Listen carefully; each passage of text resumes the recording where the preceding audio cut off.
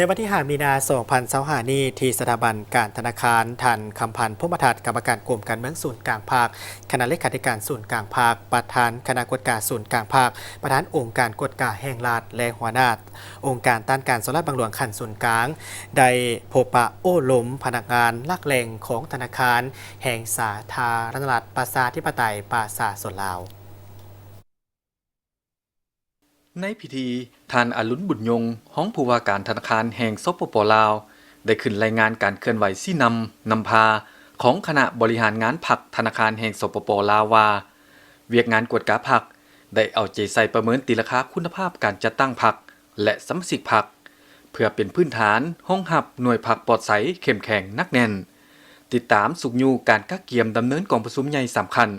อยู่องค์คณะพรรคธนาคารแห่งสปป.ลาวให้ถูกต้องสอดคล้องกับระเบียบหลักการ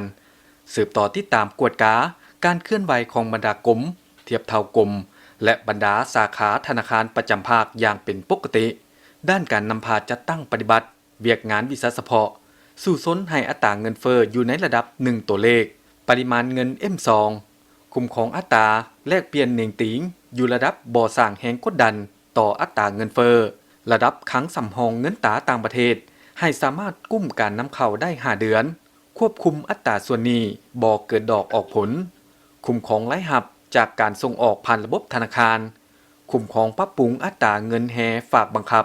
การดัดปรับอัตราดอกเบี้ยพื้นฐานธนาคารแห่งสปป.ลาวให้แท้เหมาะสุกยูพัฒนาตลาดและเวียกงานอื่นๆในโอกาสนี้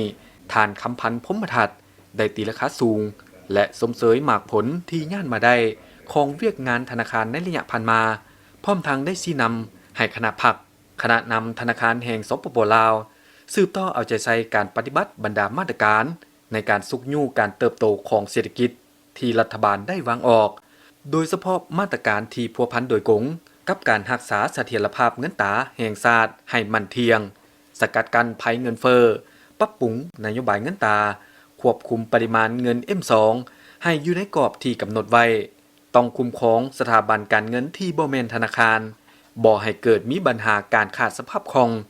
ขาดความน่าเชื่อถือของสังคม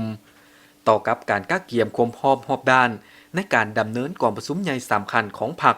อยู่องค์คณะพรรคธนาคารแห่งสปป.ลาวขอให้คณะพรรคทุกท่านจงเชิดชูความรับผิดชอบซุ่มใส่กักเกียมและดำเนินกองประชุมใหญ่ขันของตนให้สำเร็จตามแผนการที่กำหนดไว้เวียกงานกวดกาคณะพรรคต้องมีสติเคารพและปฏิบัติเข้มงวดต่อกฎระเบียบพรรคกฎหมายของรัฐเพื่อสร้างศรัทธาความเชื่อมั่นและการกระตุ้นความกล้าหาญรับผิดชอบของเจ้าหน้าที่กวดกาในการปฏิบัติหน้าที่เอาใจใส่น้ำพาสีนำปรับปรุงกงจักการจัดตั้งประกอบพนักงานปกป้องการเคลื่อนไหวปฏิบัติหน้าที่ของพนักงานกวดกาสร้างเงื่อนไขเอื้ออำนวยแก่องค์การที่เฮ็ดหน้าที่กวดกาพรรคเข้าร่วมกองประชุมดังกล่าวมีทานางวัฒนาดาลาลอยหักษาการผู้ว่าการธนาคารแห่งสปป.ลาว